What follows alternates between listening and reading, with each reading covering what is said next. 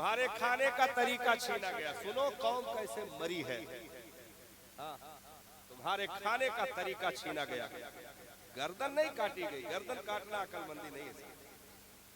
हमें और आपको मार देना अकलमंदी नहीं है, बल्कि बहुत बड़े लोगों ने मिलकर अकलों का इस्तेमाल किया है इस दुनिया में, और आज वो असर कर गया कि इसे इस कदर अपनी चीजों का गिरवीदा बना दो कि ये कलमा पढ़े अपने नबी का, नारा हमारा लगाए, कलमा पढ़े अपने नबी का, जबान हमारी अपनाए, कलमा पढ़े अपने नबी का, लिबास हमारा अपनाए, कलमा पढ़े अपने नबी का, लेकिन अपने ही नबी के सुन्नतों के नाम पर बीच चौराहों पर भांगड़ा करके, नंगी नाचे करके, 10-10 हजार की आतिशबाजी करके गैरतों का जनाजा निकाल दे, कलमा पढ़े अपने नबी का, नारा लगाए दुनियादारों का, कलमा पढ़े नबी का, जबान अख्तियार करे गैरों का।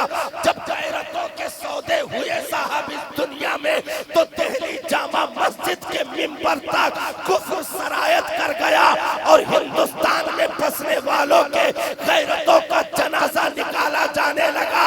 तो जहां कौम मरने लगी थी, वहां अगर कोई जिंदगी के बुगुल बजाने के लिए खड़ा होता है, तो कौम का खरबपति, अरबपति, करोड़पति नहीं, बल्कि इन्हीं मदरसों की टूटी हुई चटाइयों पर बैठ करके काल अल्लाह कालम रसूल की जमजमा खानियों की हरारतें देने वाले अल्लामा फजले हक खैराबादी ने उठ करके नारा लगाया और कौम की गैरतों की हिफाजत के लिए अपनी जान को हवाले कर दिया।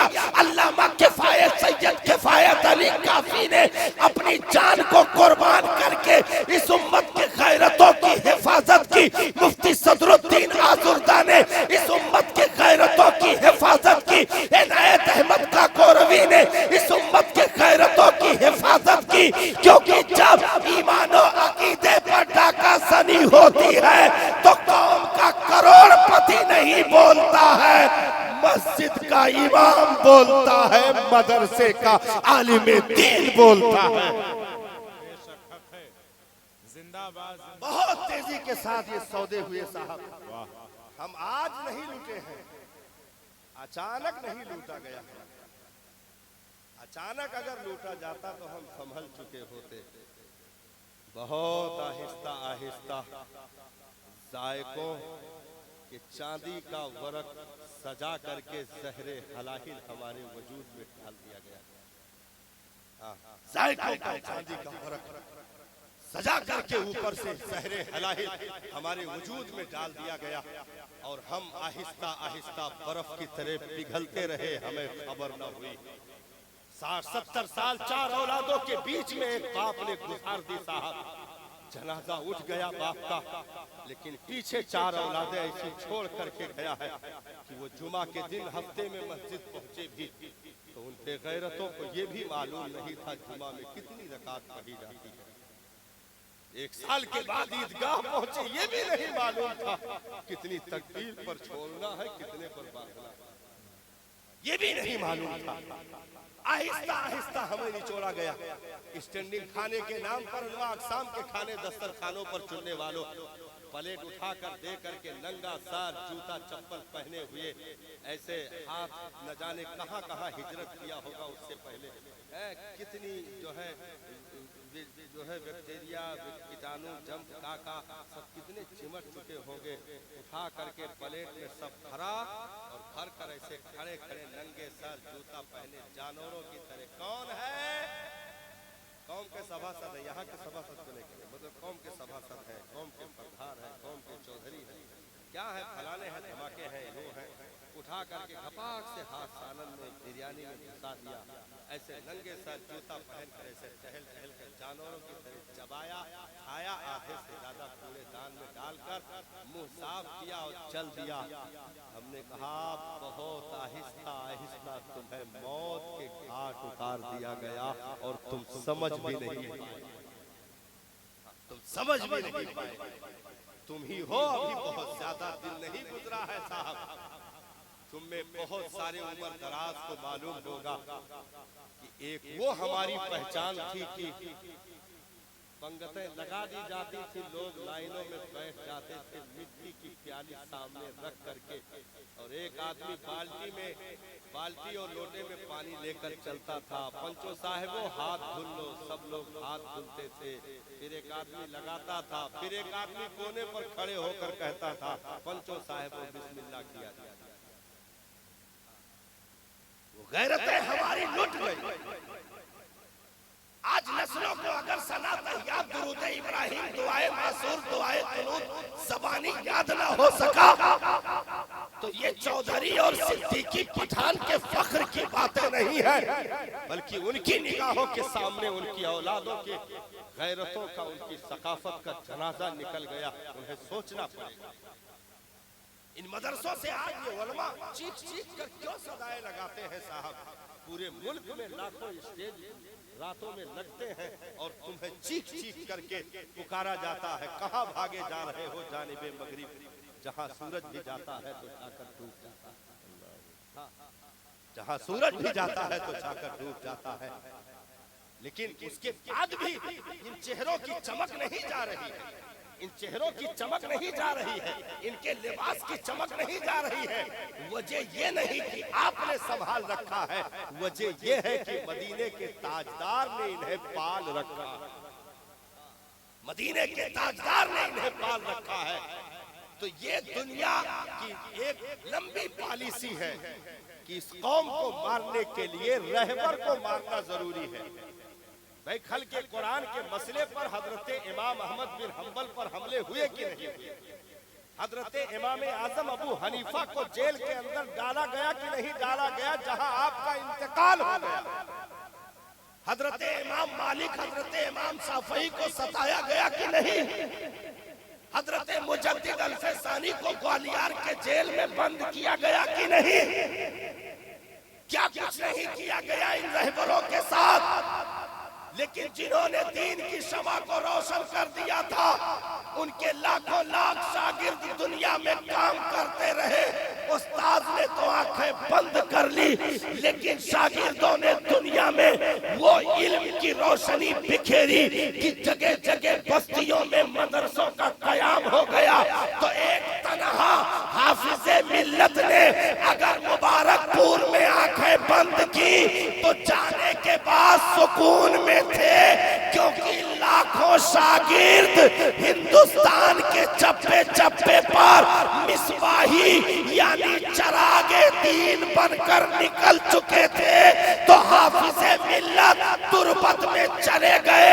उन जियालों ने वो रोशनी बिखेरी कि आज मसाजिदों मकातिब में जो रौनकें दिख रही हैं, इन्हीं बुजुर्गों की कुर्बानियों का नतीजा है। तो दीन गैरत को जिंदा करता है, बेशक दीन गैरत को जिंदा करता है।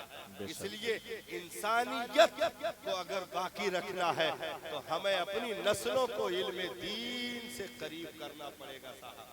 हाँ, आखिरी वाकया कोट कर दे और फिर सलातो सलाम है कि नहीं? सब लोग राजी कोट कर दीजिए। कुछ लोग कह रहे हैं ना कहा वो सब लोग कोट कर दे, तो शायद इरादा बना चुके हैं तो कहेंगे। पहचाना गया है कभी इनकी कीमतों को। हम और आप अगर नहीं पहचान पा रहे हैं तो अपनी आंखों का इलाज करवाएं।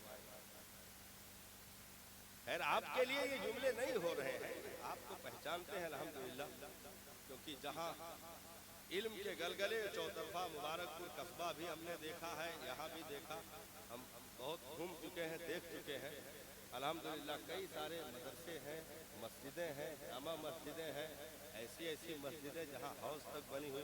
तो ये सारी चीज़ें हैं, ये बुजुर्गों के, आपके आबा अजदाद बाप दादाओं की देन है, जिनके जरिए से अल्हम्दुलिल्लाह आपकी तहजीब जिंदा है, आपकी सकाफत जिंदा है। तो इसे हमें और आपको बाकी रखना है, इसे खोना नहीं है कि हम चले जाएं तो इन नस्लों का देखने वाला कोई ना हो, बल्कि हम इन्हें वो हुनर दे करके आंखें बंद करें कि हमारे जाने के बाद काम करने वालों को ढूंढना ना पड़े, बल्कि ये खुद बढ़ करके मस्जिद की निगहबानी करें और मदरसे की निगरानी करें। हाँ, सुल्तान महमूद गजनवी इसी हिंदुस्तान की जमीन पर साहब रात की तारीकी में सोने के समादान लेकर के गलियों में टहल रहे हो, चलते चलते एक ऐसी चाहा दीवारी की तरफ से गुजर हुआ जहां वो सीधा दीवारें और ईंटें कुछ और पता दे रही थी, और उसके बीच में एक छोटा सा छप्पर रखा हुआ, उसके नीचे आधी रात का हिस्सा गुजर चुका था। उस छप्पर के नीचे बैठ करके एक तालिबे इल्म, एक बच्चा मदरसे का कुरान याद कर रहा था, कुरान याद कर रहा था। और बादशाह ने देखा तो कुछ देर के लिए सकते में हो गए। बहुत करीब से आज रियाया को देखने का मौका मिला था, देखते रहे, आंखें भर आई। मदरसे में लालटेन में तेल भी नहीं साहब, चिराग में तेल भी मौजूद नहीं। करीब बनिए की दुकान पर चिराग रोशन ही, वो बच्चा उठता और जा करके उस चिराग की रोशनी में अपना चंद सतर का सबक देखता और रटते हुए वापस आता, और छप्पर के नीचे बैठकर याद करते करते जब याद हो जाती फिर उठता, फिर जाकर देख करके आता। महमूद गजनवी दीवार के एक कोने पर खड़े होकर बहुत गौर से देखता रहा। इन बच्चों को बहुत आसानी के साथ साहब ये चीजें नहीं मिलती हैं। बचपन में इन्होंने माँ की आंचलों की ठंडकें छोड़ दी, बचपन ही में इन्होंने बाप के शफकतों की उंगलियों से दूरी बनाई, बचपन ही में इन्होंने भाई बहन के साथ भूल भुलैये और खिलौनों में मगन होने को तर्क करके छोड़ करके भाई बहन के साथ छोड़ करके इन्होंने अपने वतन को अलविदा कहा और आकर मदरसे की चार दीवारियों में पनाह ले ली। कभी निकला करो तो मदरसे के सामने से जरा दर्द दिल के साथ इन्हें झांक लिया कर, देख लिया कर। जिन कदमों में पड़े चप्पल भी घिस जाते हैं, अगर देखोगे साहब तो पत्थर दिल होने के बाद भी तुम पिघल सकते हो। देखोगे, कभी देखो ना, जुमा के दिन गुजरो, छुट्टी के अय्याम, कभी देखो ना जिन नन्हे हाथों को कभी गुलाबों की पंखड़ियों से भी ज़र्ब ना दिया गया हो, वो बच्चे नन्ही उम्र में अपने हाथों से कुर्ता पजामा धुल रहे और धुलकर सुखा रहे होते। हमने तो देखा एक बच्चे की कहानी, गुर्बत की वजह से स्त्री नहीं थी, हजरत प्लेट में कोयला रख करके अपने पजामे को इस्त्री, प्लेट में कोयला रख करके पजामे को इस्त्री कर रहा। आंखें भर आई। जब इस कदर कोई झुक जाता है ना तो फिर कटोरे खाली नहीं रखते, फिर कटोरे खाली नहीं रखते जाते। यहाँ ऐशो शर्म के बुगुल नहीं बचते हैं, यहाँ हीरे जवाहरात तकसीम नहीं होते हैं।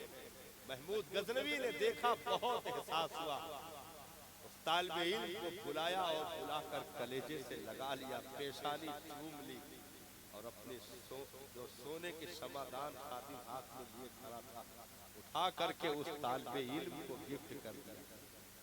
सोने का चिराग उसे तोहफे में दे दिया और कहा मैं कुछ और करूंगा, फिलहाल तो मेरे पास यही है, इसे कबूल कर लो। आज मुझे पता चला कि उलमा नबियों के वारिस क्यों होते। सोया रात ख्वाब में सरकार की जियारत नसीब हो गई। नबी ने उस तालिबे इल्म के इज्जत और तकरीम की बुनियाद पर उसे बख्शिश और शफाअत का मुद्दा सुनाया। आओ सुबुक्तगीन के बेटे महमूद, तूने मेरे एक वारिस की कद्र की है, कल बरोज़े हश्र मैं तेरी शफाअत करूंगा, जिंदाबाद, मैं तेरी शफाअत करूंगा।